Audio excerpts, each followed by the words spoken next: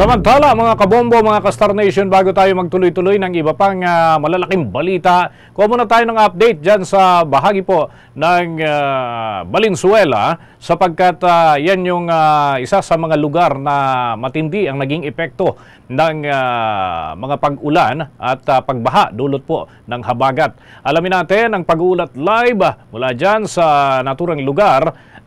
Si Bombo Victor Liantino. Bombo Vic, kumusta dyan? Bombo Dennis, magandang tanghali. Exact location natin, nandito tayo ngayon sa MacArthur Highway, dalandanan sa lungsod ng Valenzuela. Kung saan makikita mo sa aking likodan, Bombo Dennis, ay talaga namang baha pa rito sa may naturang highway. At doon sa bandang dulo na yon, kung makikita mo Bombo Dennis, ay may mga pedicab tayo dito na naghahatid ng mga pasahero. Yung ayaw sumulong dito sa bahang ito ay pwedeng gumamit o kaya naman gumamit nito pong rubber boat na libre lamang mula ho sa iba't ibang barangay dito. Okay.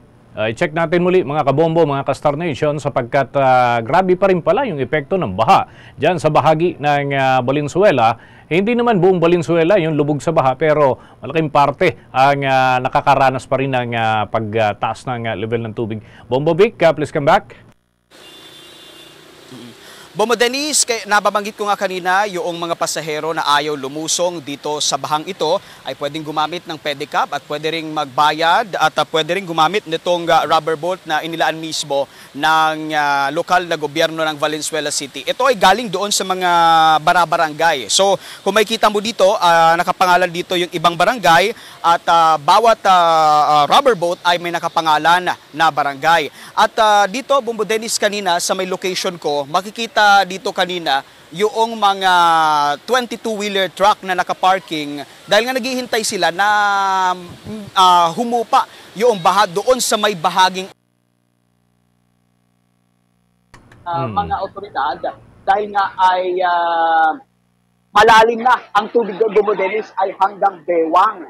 At gaya na nababanggit ko kanina, Bombo Dennis, dumaan mismo dito si Pangulong Marcos sakay ng military truck papunta naman doon sa may Malanday National High School para bisitahin yung mga residente na apektado ng naturang pagbaha kahapon matapos nga na umapaw itong Tulyahan River. At nababanggit nga ng mga residente dito, kaya hindi humuhupa itong baha dito sa may dalandanan Valenzuela City dahil na rin diyan doon sa nagpakawala umano itong mga dam dahilan para manatiling lubog sa baha itong ilang barangay dito sa Valenzuela City, Bombo Dennis. At nag-standby rin dito ang mga tauhan ng Philippine National Police. Baging itong mga pick-up truck ng Philippine Coast Guard ay nagbibigay serbisyo rin dito sa mga mamamayan, sa mga residente ng Valenzuela City, Bombo Dennis, Bombo Dennis.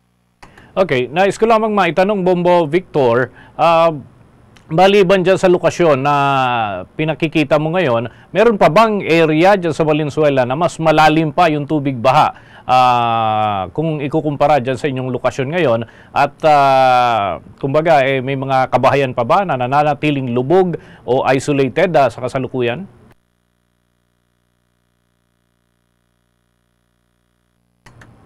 Yes, Bombo Vic? Okay, i-check natin maya-maya si Bombo Victor sapagkat yung nais nating malaman yung kalagayan o lokasyon. Baka kasi may mga area na mas malalim pa yung tubig baha kaysa dyan.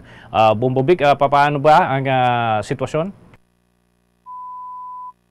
Barangay pa rin dito sa Valenzuela City ang nanatiling lubog sa baha. Kabilang na nga rito, itong barangay Dalandanan dito sa Valenzuela City. Kaya nababanggit ko kanina ay hanggang bewang pa. May ilang mga residente dito ang talaga namang mas pinipili na lamang maglakad dahil nga siyempre kulang sila ng budget at mas makakatipid sila kung lalakarin na lang nila ay kung may pupuntahan sila sa ibang lugar. Meron namang iba na nakikisakay o sumasabay doon sa mga malalaking truck o mataas na truck para makatawid dito sa kalsadang ito, partikular dito sa may MacArthur Highway. At Bombo Dennis, kanina nga ay bahagyang uminit pero ngayon medyo malimlim na naman. At parang bang tila nagbabadya na naman itong mga pag-ulan dito pa rin yan sa aking lokasyon, Bombo Dennis. Si Bombo Genesis meron din katanungan na Bombo Victor. Bombo Gen? Sa kinaroroonan mo, halatang parang residential area, no? Kamusta yung supply ngayon ng kuryente or yung power supply habang nagpapatuloy pa rin yung mga pagbaha sa mga kalsadahan? So far, Bombo, Genesis, may nakikita tayo dito na may ilan-ilan na may iliwanag yung mga store pero parang mga solar ang pinagmumulan o ng enerhiya nito. Pero so far parang wala ng kuryente sa bahaging ito ng Dalandanan, Valenzuela City, Bombo, Genesis. Okay, with that, maraming salamat Bombo Victor at mag-ingat kayo dyan sa buong news team ng ating naglilibot-libot dyan sa ibang party pa. Mamaya, makikikumusta kami muli sa inyong iba pang pupuntahan, Bombo Victor. Maraming salamat. Mula dito sa aking lokasyon, Bombo Victor and dito nag-uulat para sa #1 and most trusted radio network in the country, Bombo Radio Philippines. Basta Radio, Bombo!